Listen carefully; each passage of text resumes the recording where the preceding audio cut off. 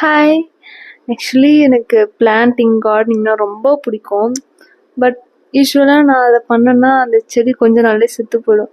ஆனால் தப்பு செடின்னு சொல்லுவாங்கள்ல, ஆட்டோமேட்டிக்காக வளரும்ல, அது அந்த மாதிரி வளர்ந்தாலும் நான் கன்சிடர் பண்ணிக்க மாட்டேன்.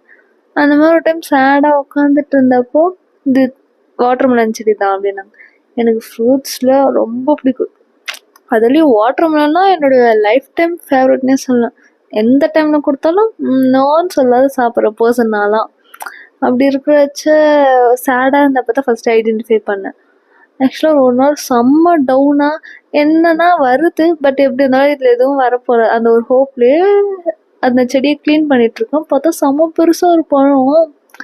அப்போ தான் நான் ஜஸ்ட்டு வெயிட் பண்ணிட்டு இருந்தேன், என் சிஸ்டர்ஸ் என் சித்திலாம் எப்போ வருவாங்க, நம்ம இதை வந்து சாப்பிடலாம் அப்படின்ட்டு.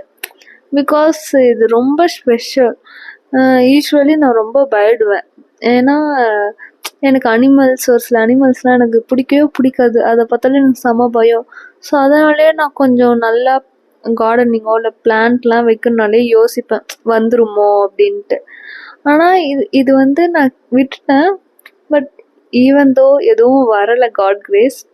இந்த ஃப்ரூட்ஸும் வந்துச்சு. எக்ஸாக்டாக எங்கள் சித்தி பாப்பாலாம் வர டைமில் இதை நாங்கள் கட் பண்ணிட்டோம். கட் பண்ணி ஒன்றா சாப்பிட்டோம். சீரியஸ்லி கலர்லாம் அந்த அளவுக்குலாம் இல்லவே இல்லை. நான் நினச்சேன், சரி இப்போ இதுக்குன்னா நம்ம எஃபர்ட் போட்டு இது டேஸ்ட்டாக இருக்கணுமா என்ன, ஜஸ்ட்டு அதுவே வந்துச்சு தப்பு செடி. அதுவும் மழை தண்ணியை வச்சு மட்டுமே.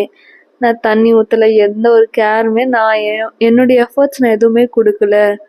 ஸோ ஜஸ்ட்டு அக்செப்ட் பண்ணிக்கோ எப்படி இருக்கோ அப்படின்னு நான் நினச்சிக்கிட்டேன்.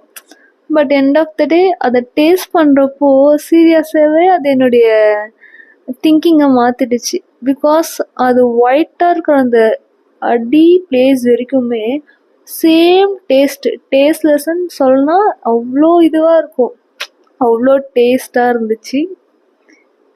That's it guys, Tata.